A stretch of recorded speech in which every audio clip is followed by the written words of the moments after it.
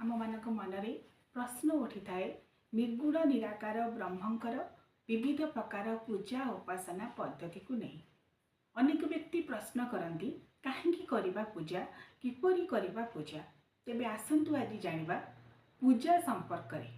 जदिओ आमर हिंदू सनातन शास्त्रीय धारा अनेक पद्धति कथा रही, तेबे कहीं पूजा करवा एवं किपरि भाव पूजा करवा, पूजार प्रकार भेद कौन से संपर्क में आसतु विशद भाव जाना।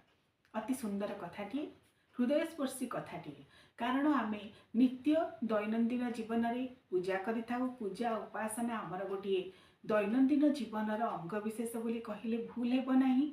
सकाळु ब्रह्म मुहूर्त उठी स्नान सारिबा परे सर्वप्रथम पूजा करिथाउ एवं दिन सारा मध्य आमर त्रिसंध्या गायत्री कथा रही। अनेक व्यक्ति ताहाको मध्य पालन करती। तेबे पूजा पद्धति